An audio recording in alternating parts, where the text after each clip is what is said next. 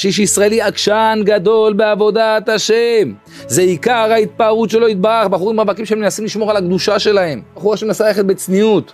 יום, יומיים, 3 מסכנה נופלת. עוד פעם, בחורף קל לה יותר, אז היא הולכת יותר בצניעות. מתחיל טיפה חום, טיפה קיץ, בום, נופלת. אבל אתה רואה שהם לא מוותרים. עם ישראל לא מוותרים. עוד פעם מנסים ועוד פעם מנסים, וזה עיקר הנחת רוח של השם יתברך. ועיקר העקשנות, אומר רבנו, איפה נקרא עיקר העקשנות? ברצון. שזה עיקר ההתגברות על המניות. לזכות לפעול מה שהוא רוצה, זה רק על ידי הגברת הרצון, שאיכשהו, אני רוצה. אני לא מצליח, אני לא קרוב לזה, אני רוצה. את הרצון אף אחד לא יכול לקחת לי, את הרצון אף אחד לא יכול להחשיך לי. גם אם יתגברו על האינסוף התגברויות, מבחינת המעשה, וחס ושלום אני לא אצליח לעשות את המעשה, את המצווה, את הדבר בקדושה שאני רוצה, אבל את הרצון הפנימי שלי, אף אחד לא יכול לשנות לי. וגם יהודי בחור צעיר שכל הזמן הוא עסוק במקומות כאלה ומטונפים, ומשם הפרנסה שלו, בעבודה שלו, עם מסכן נשים ומועדון, אם באמת הרצון שלו יהיה חזק, אפילו שכרגע המעשה לא עולה יפה, איך אני אעזוב את הפרנסה הזאת? איך אני אעזוב את המקומות האלה? ברצון תמשיך לרצות. בסוף אתה תגיע לשם.